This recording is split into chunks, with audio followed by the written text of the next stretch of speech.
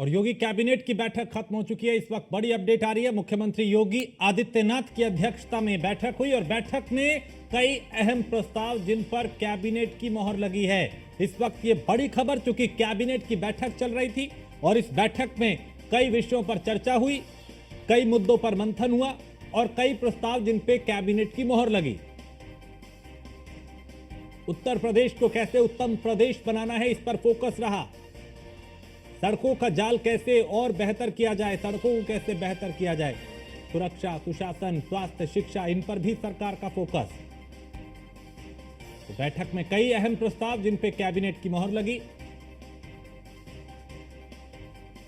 योगी cabinet की जो बैठक चल रही थी वो खत्म हो चुकी है और अब से कुछ देर में प्रेस ब्रीफिंग भी की जाएगी, जिसमें बताया जाएगा कि किन मुद्दों पे, यानी किन प्रस्तावों पे कैबिनेट की मोहर लगी। अग्निवीरों को लेकर भी चर्चा थी कि उसमें को लेकर बड़ा फैसला लिया जा सकता है। कैसे यूपी में सड़कों का जाल और बेहतर किया जाए, बिछाया जाए, उस पर भी फोकस।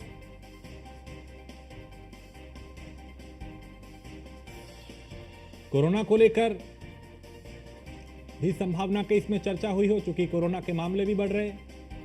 मॉनसून सीजन भी है, उससे पहले क्या तैयारियां हैं और बाढ़ से निपटने की क्या चुनौतियां और क्या तैयारियां, संभावना उससे जुड़ा भी कोई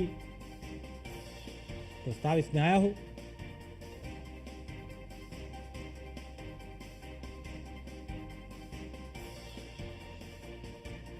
तो योगी कैबिनेट की जो बैठक चल रही थी वो खत्म हो चुकी है और इस बैठक में कई ऐसे प्रस्ताव जिन पर कैबिनेट की मोहर लगी। कुछ देर में तस्वीर साफ होगी कि कौन कौन से प्रस्ताव पारित हुए हैं, किन्हें कैबिनेट की सहमति मिली है।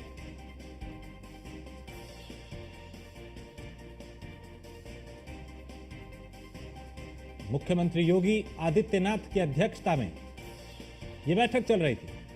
इसमें तमाम कैबिनेट मंत्री, दोनों उप मुख्यमंत्री भी मौजूद रहे इस बैठक में।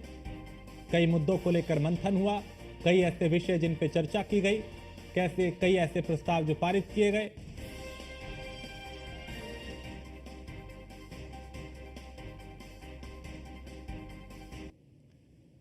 और कुछ ही देर में चूंकि प्रेस ब्रीफ भी किया जाएगा, यानी मीडिया को बताया जाएगा कि क्या फैसले लिए गए हैं। और इस वक्त ये प्रेस ब्रीफिंग जो है वो शुरू हो चुकी है और नंद गोपाल नंदी क्या कुछ कह रहे हैं उन्हें सुनते हैं। 38,32,30,659। मून बेवरेज हापुड़ को अनमन वित्तीय प्रथम किस्त की धनराशि 8,68,31,672 रुपए की वित्तीय स्वीकृति। मिसेस एसीसी लिमिटेड सोनभद्र की एलओसी को निरस्तीकरण किया गया।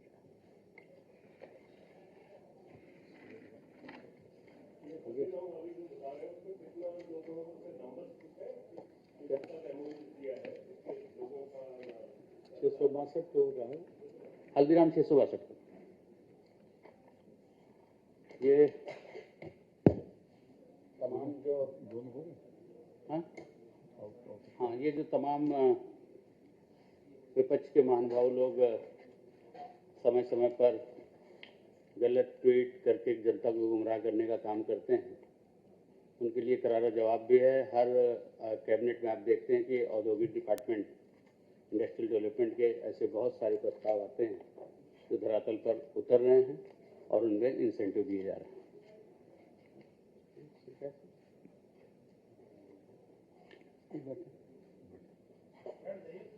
आज के, जैसा कि मैंने प्रारंभ में आपको बताया, आज जो कैबिनेट के समक्ष जो प्रस्ताव आया है, प्रस्ताव संख्या 6, एक्स अग्निवीर को समायोजित करने के लिए उत्तर प्रदेश पुलिस आरक्षी, पीएससी आरक्षी, घुड़सवार और फायरमैन की सीधी भर्ती में 20% पदों पर आरक्षण देने के संबंध में। आपको अच्छी तरह से मालूम है कि एक बहुत महत्वाकांक्षी योजना भारत सरकार अग्निपथ लाई थी, जिसके तहत अग्निवीर को रोजगार देने के उससे और हर तरह से उनको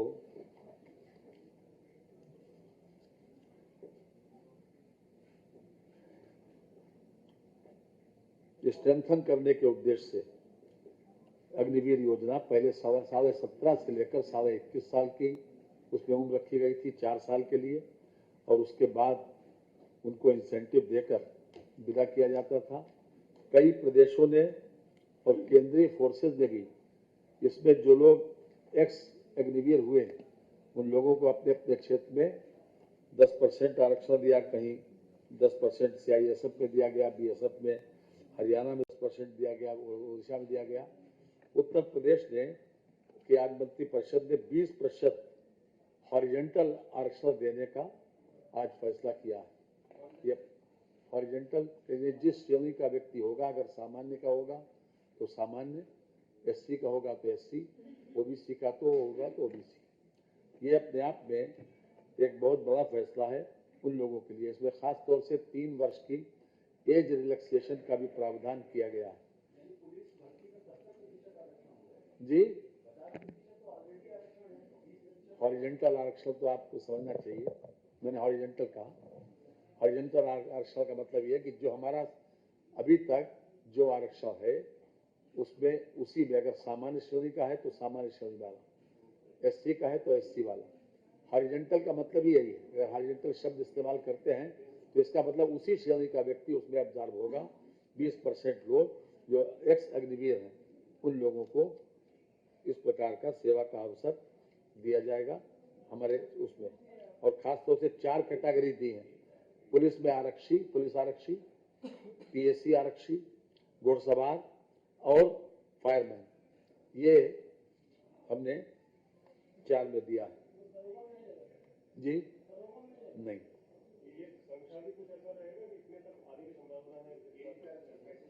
3 साल जी, पहला बैच 26 में आना। ये उन लोगों को रिहेबिलिटेट करने के लिए, वो लोग तो अलग अलग, उनको चूंकि अग्निवीर से रिटायर होने के बाद लगभग 12 लाख रुपया मिलेगा सरकार की ओर से, तो वो कोई काम कर सकते हैं। और चूंकि हमारे पास एक ट्रेंड फोर्स हमको मिलेगी, इसलिए इसलिए आरक्षण की व्यवस्था 20% की गई। जी मैं जो उत्तर प्रदेश के हूँ, उत्तर प्रदेश अभी कोई संभावना नहीं। अभी क्या, अभी तो आए नहीं तो संभावना क्या। 20% है भाई। जब 20% कह रहे हैं तो उसको बाकायदा 20%, 20।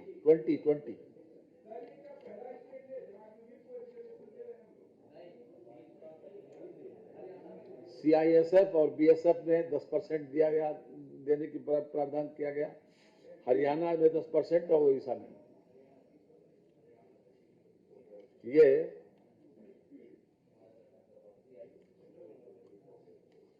दूसरा एक उत्तर प्रदेश में सार्वजनिक वितरण प्रणाली के अंतर्गत अन्नपूर्णा भवनों का निर्माण कराए जाने के संबंध में एक प्रस्ताव आज मंत्रिपरिषद ने अनुमोदित किया है।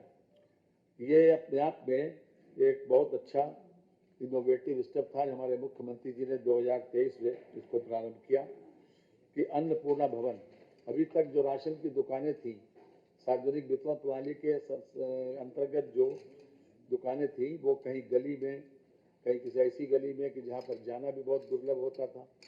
इसलिए एक ऐसी जगह पर कि जहाँ पर आसानी से ट्रक जा सके, 484 स्क्वायर फीट के एक पोर्शन ऐसा हो जिसमें गोदाम में सामान रखा जा सके, और एक पोर्शन ऐसा हो कि जिसमें वितरण किया जा सके। उसके साथ साथ जो व्यक्ति विक्रेता होगा, वितरण करता होगा, वो अपने दूसरे सामान को भी उसके साथ साथ बिक्री कर सकता है। इसके लिए हमने 2025-26 में 200 करोड़ रुपए का प्रोविजन किया है। लगभग 8.5 लाख रुपए की लागत से अभी तक 3534 जो हमारे अन्नपूर्णा भवन है वो ग्रामीण क्षेत्र में तैयार किए गए। इसमें खास तौर से अभी तक प्रोविजन ये था कि हम मनरेगा के माध्यम से इसको, मनरेगा के माध्यम से, जो मनरेगा फंड से इसको तैयार कर सकते थे। साथ साथ सांसद निधि, विधायक निधि, पूर्वांचल विकास निधि, बुंदेलखंड विकास निधि, अथवा राज्य और केंद्र सरकार की योजना में इसका निर्माण किसी भी तरीके से अवन्मन्य था। उसके अलावा हमने इस बार 200 करोड़ रुपए का प्रोविजन इसमें भी किया और ये 2000 निर्माणाधीन है इस समय अन्नपूर्णा भवन। तो एक सार्वजनिक वितरण प्रणाली के तहत लोगों को आसानी से एक स्थान के ऊपर ये राशन का सामान मिल सके, इसके लिए व्यवस्था की जा रही है और हर प्रकार की जैसे लोडिंग अनलोडिंग में भी सुविधा हो, जो सामान लेकर आए वहां पर ट्रक जा सके, वो भी सुविधा का ध्यान रखा गया। तो ये अपने आप में हर वर्ष 75 एक जिले में हर जिले में 75 का लक्ष्य रखा गया है कि 75 हर जिले को बनाना है, इसमें जितने भी मनरेगा से हो सके, नहीं तो हम स्टेट बजट से इसकी पूर्ति करेंगे।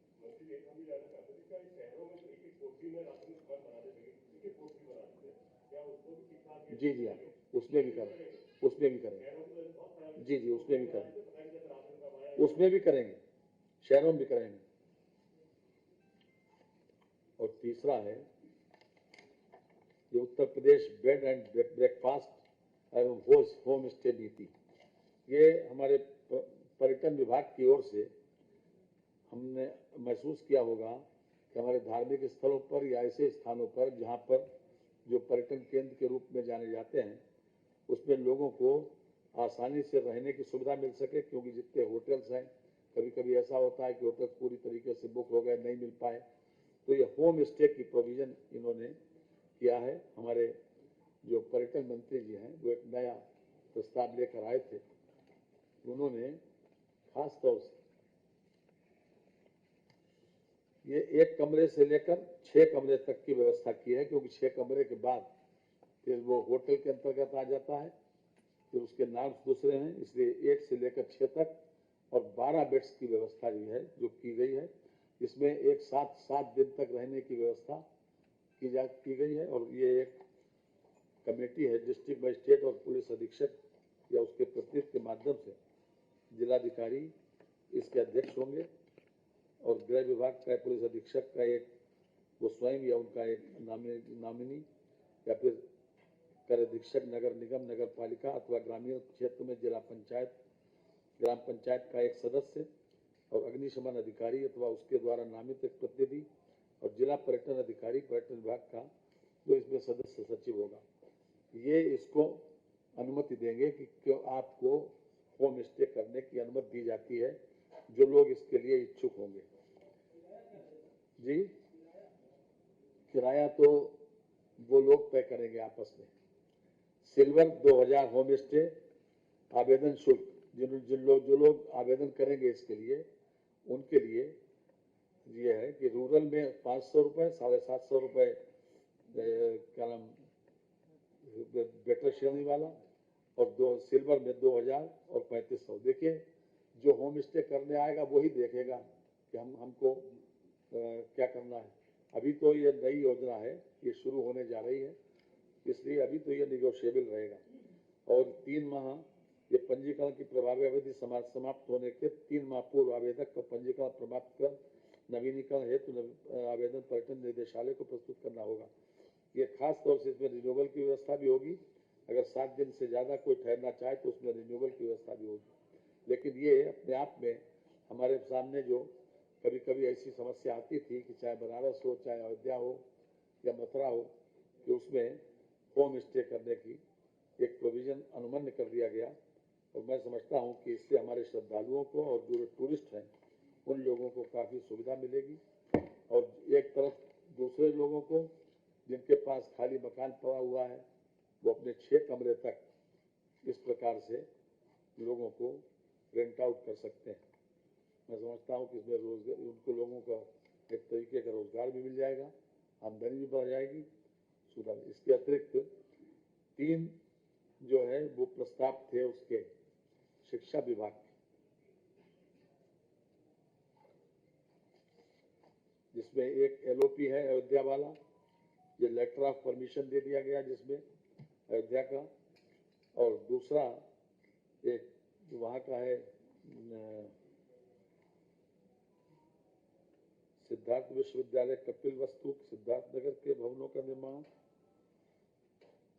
और उत्तर प्रदेश निजी विश्वविद्यालय अधिनियम गाजियाबाद में अजय कुमार गर्ग का ये LOI दिया गया, लेटर ऑफ इंटेंट। 2 में लेटर ऑफ इंटेंट दिया गया, 1 में LOP दिया गया, यानी लेटर ऑफ परमिशन।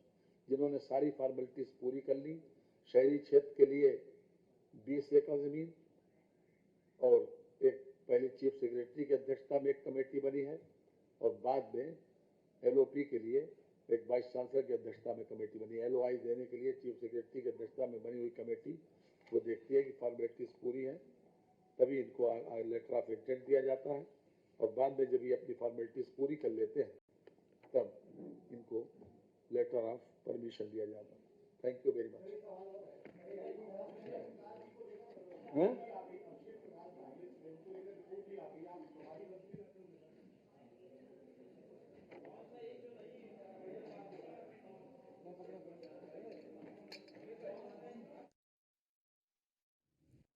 तो कैबिनेट की बैठक के बाद यहां इस प्रेस वार्ता में ब्रीफिंग में बताया गया कि कैबिनेट ने क्या फैसले लिए और इसमें अग्निवीरों से जुड़ा एक बड़ा फैसला लिया गया।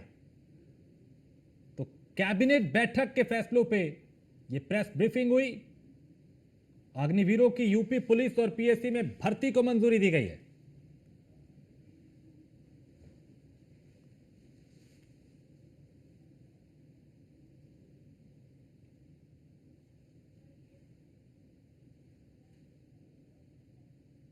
अन्नपूर्णा भवनों का निर्माण कराया जाएगा, इस बात की भी जानकारी दी गई।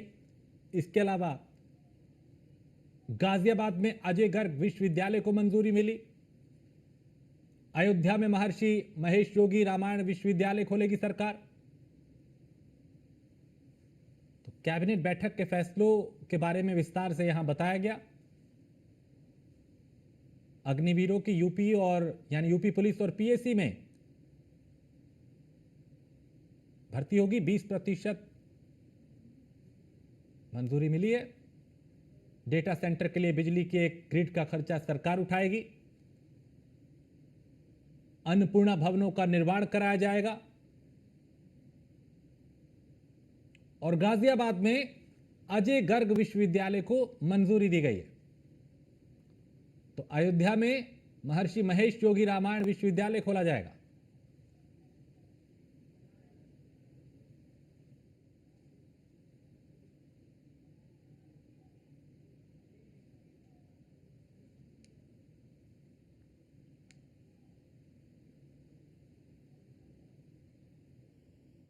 जनप्रिय, लोकप्रिय, गरीब प्रिय, किसान प्रिय प्रधानमंत्री जी के 11 वर्ष यह बहुत ऐतिहासिक है और एक अभियान 9 जून से पूरे देश में भारतीय जनता पार्टी के द्वारा चलाया जाएगा, जिसको लेकर के आज हम लोगों की प्रदेश की एक कार्यशाला है। उस कार्यशाला में बैठेंगे, जो कार्यक्रम होंगे उस कार्यक्रम का पूरा डिटेल आपको बाद में दिया जाएगा। सर, अब राम मंदिर को लेकर बड़ी स्तर पर तैयारियां चल रही थी और अब आज से फिर से प्राण प्रतिष्ठा शुरू हो गई। नहीं, ये तो हर राम भक्त के लिए गर्व की बात है, हर राष्ट्र भक्त के लिए गर्व की बात है। राम ही राष्ट्र हैं, राष्ट्र ही राम हैं और श्री राम जन्मभूमि पर 500 साल बाद रामलला का भव्य मंदिर बनके तैयार हुआ है। अब वो विस्तार हो रहा है और जो शपथ राम की खाए हैं और मंदिर भव्य बनाएंगे वो भव्य बन रहा है। तो बकरीद को लेकर बड़े स्तर पर तैयारियां चल रही हैं, मुख्यमंत्री जी ने भी निर्देश जारी किए हैं। किस तरीके से आप अपना बकरीद का त्यौहार मनावे। कोई प्रतिबंधित अगर कोई पशुओं की हत्या करेगा तो उस पर कार्रवाई होगी, ये कहा गया, लेकिन त्यौहार अपना मनावे शांतिपूर्ण ढंग से।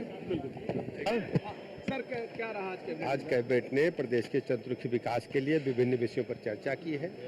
11 से अधिक सब्जेक्ट लिए गए हैं और हमारी प्रतिबद्धता उत्तर प्रदेश को पूरे राष्ट्र में नंबर 1 के राज्य के रूप में स्थापित करना है। अयोध्या में दूसरी बार प्राण प्रतिष्ठा की तैयारी है 5 जून को, क्या कहेंगे सर? हम सब चलेंगे, प्रभु की आशीर्वाद हम सबको मिले। पहली अब आएंगे, उनको हम सब लोग अपने स्टेट पुलिस में प्राथमिकता से भर्ती लेंगे।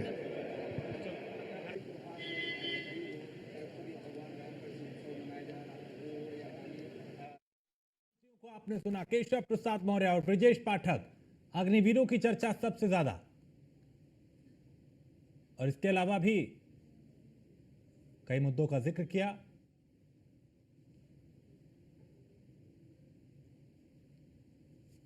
तो डेटा सेंटर के लिए बिजली का 1 ग्रिड का खर्चा सरकार उठाएगी, यूपी सरकार उठाएगी।